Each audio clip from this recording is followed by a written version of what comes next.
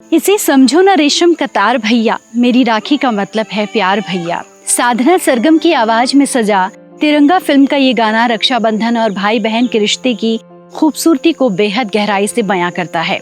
रक्षाबंधन हिंदू धर्म का एक महत्वपूर्ण त्योहार है जो अपने आप में पौराणिक और ऐतिहासिक महत्व को समेटे हुए है। नमस्कार, आप सभी देख रहे हैं newsnumber.com। आपके साथ मैं हूं Neetu गौरकेला। Press the bell icon and never miss a video from newsnumber.com।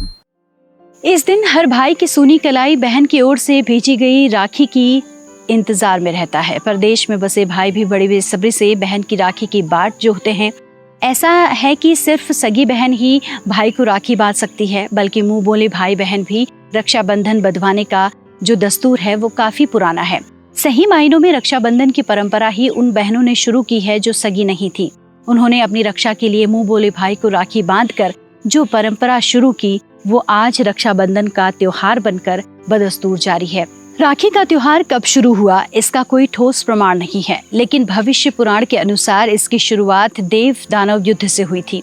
ये युद्ध में देवता हारने लगे। भगवान इंद्र घबराकर गुरुदेव बृहस्पति के पास पहुँचे। वहाँ बैठी इंद्र की पत्नी इंद्राणी सब सुन रही थी। उन्होंने रेशम का धागा मंत्रों की शक्ति से पवित्र करके अपने पति के हाथ पर बांध दिया।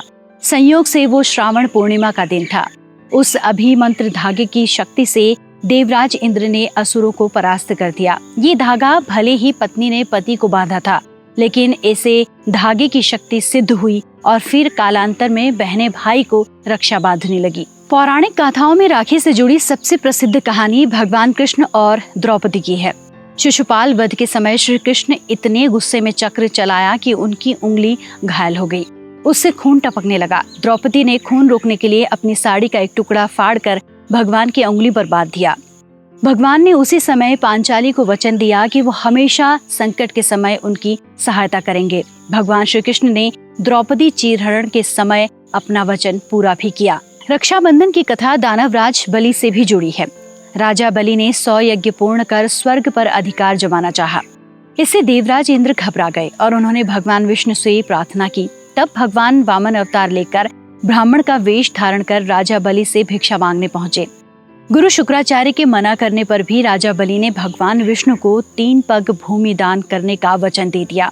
भगवान ने 3 पग में सारा आकाश, पाताल और धरती नापकर राजा बलि को रसातल में भेज दिया। इस दान के बदले राजा बलि ने भगवान से हमेशा अपने सामने रहने का वचन ले लिया।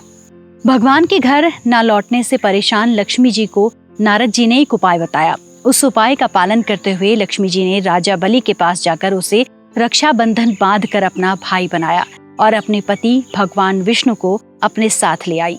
उस दिन श्रावण मास की पूर्णिमा तिथि थी। ये प्रसंग भी रक्षाबंधन मनाने की वजह बना। मध्यकालीन युग में ये त्योहार समाज के हर हिस्से में फैल गया। इसका श्रेय जाता है रानी कर्णावती को। उस वक्त चारों ओर एक दूसरे का राज्य हथियाने के लिए मारकाट चल रही थी। मेवाड़ पर महाराजा की विधवा रानी कर्णावती राजगद्दी पर बैठी थी। गुजरात का सुल्तान बहादुर शाह उनके राज्य पर नजरें गड़ाए बैठा था। तब रानी ने हुमायूं को भाई मानकर राखी भेजी।